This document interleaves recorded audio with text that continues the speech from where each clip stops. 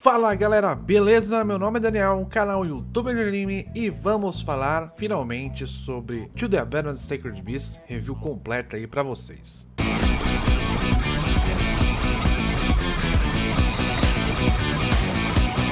Eu vou chamar de bestas sagradas para facilitar a pronúncia. Primeiro ponto que eu quero destacar é que poderia ser muito mais do que foi. A gente tem um diretor que é renomado, diretor que já fez Hajime no Ippo, por exemplo, num estúdio que está fazendo vários animes consecutivamente de qualidade acima da média. Por exemplo, Dororo, Zombieland Saga, Banana Fish, entre outros, tá? Só que, infelizmente, Sacred Beasts tem vários problemas, mas também ele tem as suas coisas boas e que tem muito a ver com o aprendizado do diretor, né? Tem muito a ver com o que o diretor já fez na vida. Então a gente tem as batalhas de fato bem animadas, não tem nem CG nesse anime praticamente. Você tem bastante luta entre os monstros bem animada, isso é legal, isso é emocionante.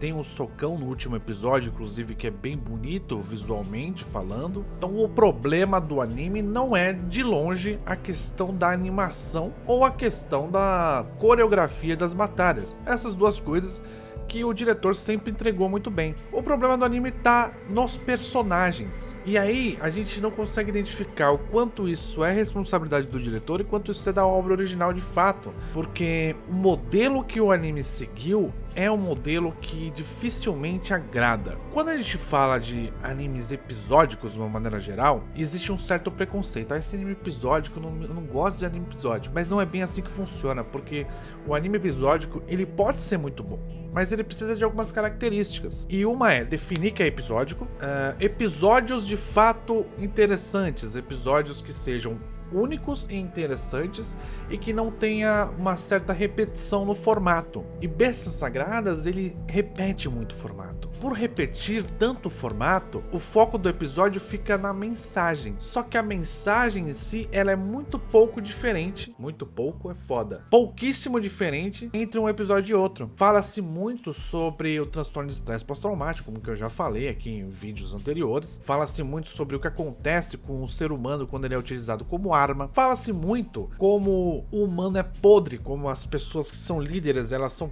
podres por dentro e elas utilizam as outras pessoas como seus bonecos, né? Inclusive nesse último episódio ficou mais claro isso ainda, essa tentativa de mensagem. Só que, como eu disse, essa mensagem ela é repetida exaustivamente com algumas mudanças entre alguns episódios. Então você tem a encarnada que ela é boa de fato e acaba morrendo mesmo assim, o encarnado que só queria ver o mar, sabe? Poucas diferenças entre um e outro. A mensagem maior, né? A mensagem maior do anime é falar sobre como as pessoas se transformam depois da guerra. Então a direção em si, ela quis seguir esse modelo semi-episódico, porque existe um plot acontecendo no final, mas se você parar pra pensar, os episódios mais interessantes foram os episódios que focaram na dupla principal, que é o Hank e a Shaw. Então a gente tem um primeiro episódio muito bom, a gente tem um sexto episódio muito bom, um 10º episódio muito bom e o 12º, que é o final, que é razoável. Tudo isso acontece porque o anime não consegue fazer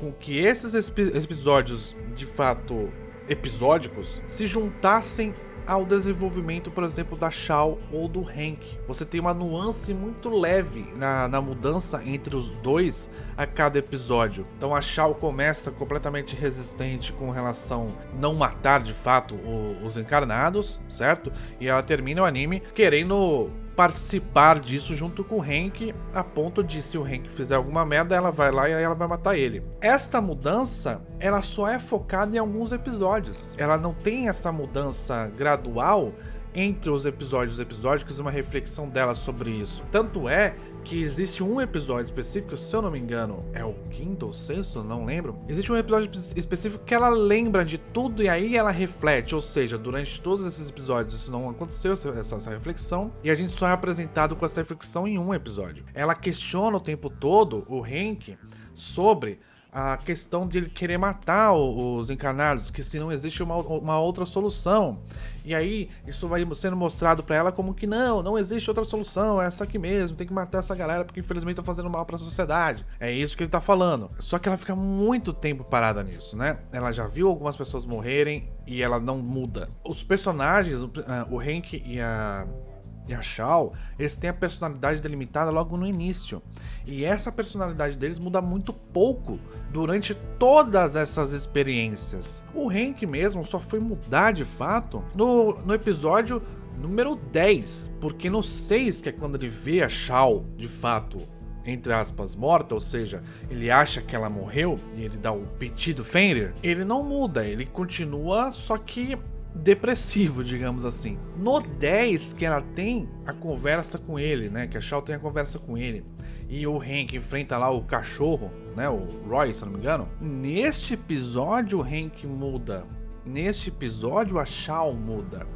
Embora o Hank por si só tenha uma personalidade muito interessante, ele de fato seja o personagem mais interessante do anime, porque ele tem algumas reflexões durante o anime, a gente ficou aí 2 ou 3 episódios sem ele pra ter essa reflexão no episódio 10, faltando 2 episódios. O anime ele não consegue trazer pra gente uma maneira de ficar preso na narrativa, porque ele acaba se soltando um pouco. Ele se solta tanto que eu vou dar um exemplo. Tem um episódio, eles estão na praia, porque tem uma encarnada lá, e essa encarnada eles têm que matar.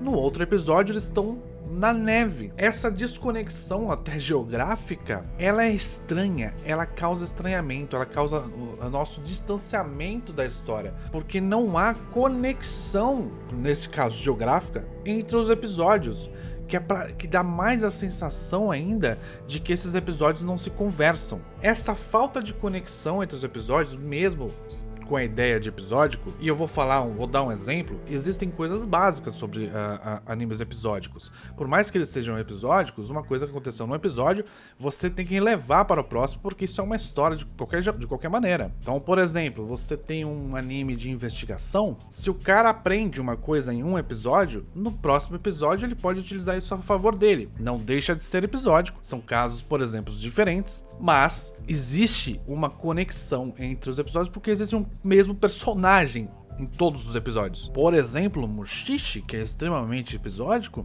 em vários momentos ele lembra de situações que aconteceram no passado para poder resolver problemas do presente, ou seja, problemas daquele episódio. Cowboy Bebop utiliza muito bem a questão do episódico porque coloca como um dia normal. Esse aqui é um dia normal na vida deles, é completamente esquecível para eles, não faz parte necessariamente do grande plot, mas isso aconteceu aqui nesse exato momento, e é meio que mostra a interação entre os personagens, a interação de como que eles funcionam entre si, né? Então tem um objetivo, e acaba que isso não acontece em Bestas Sagradas. Se a gente pudesse cortar boa parte desses episódios, ou então resumir mais eles, trazer um pouco... Você quer trazer uma mensagem? Não precisa repetir a mesma mensagem várias vezes com personagens diferentes. É uma tentativa de entrar no detalhe do transtorno de estresse pós-traumático, no pós-guerra, detalhismo muito grande que acaba tirando a gente um pouco da história, porque perceber as nuances entre um personagem e outro, entre um encarnado e outro, o que um encarnado faz, esse aqui virou ladrão, esse aqui só queria ver o mar de fato, mas ele não queria acabar com todo mundo, ele queria só... O objetivo dele era um sonho, que não sei o que. Essa aqui queria cantar. Tudo isso tira um pouco a gente da história, porque, cara, cadê o Hank nessa história? Cadê a Shaw nessa história? A Shaw, em muitos episódios, ela fica praticamente como observadora. Ela não entra como personagem. O Hank ficou 2 ou 3 episódios fora do anime. Ele não entra como personagem. Então fica tudo muito fora. A gente tem a inclusão, por exemplo, do irmão do Ken, que quer matar geral, quer matar os encarnados todos, quer matar o Ken mesmo e tal. A gente tem a inclusão dele, ele é literalmente uma pessoa que, olha, esse cara quer matar encarnado. Ele não tem nada além disso. A visão dele sobre tudo que tá acontecendo é a mesma sempre. A gente tem a loira peituda que ninguém se importa com o nome, e ela não serve também pra nada, além de uma tentativa frustrada de comicidade. A piada com ela sempre é a mesma, é sempre ela mostrando os peitos, peitos, peitos, peitos, peitos. Ela não acrescenta em nada. As interações dela com o Hank desde o início do anime, e ela tá desde o início do anime, são sempre muito superficiais. O Ken, como vilão, ele aparece em 2 episódios. Quando ele tá... 2 ou 3, na verdade. Quando ele rapta a Shaw, quando ele mata a Shaw, e nesse último episódio. Então ele, como vilão, não é nada além de um vilão, além de um projeto de vilão, é de ser oposto ao Hank, né? Então o Hank tem uma posição, o Ken tem outra posição.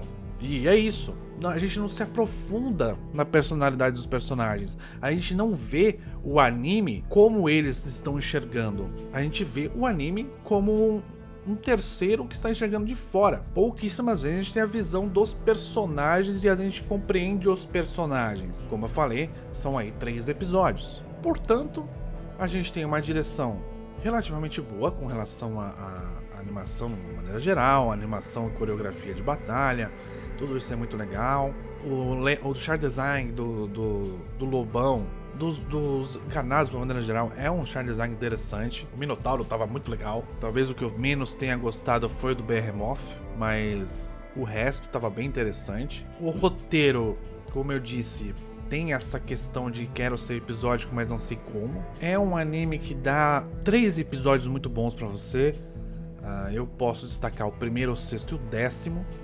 Tem um final não fechado, né? Tem um final aberto. Foi 880, teve momentos de discussão sobre humanidade, por exemplo, mas ao mesmo tempo ele sabe que ele não quer fechar a história, então ele não te dá o clímax necessário. Então, como a gente não tem o clímax necessário, dá essa sensação de que vai continuar, mas sabendo que provavelmente não vai continuar. Os outros episódios a gente pode ter até uma sensação de filler, onde não há uma conexão real entre a história e o que está acontecendo em cada episódio.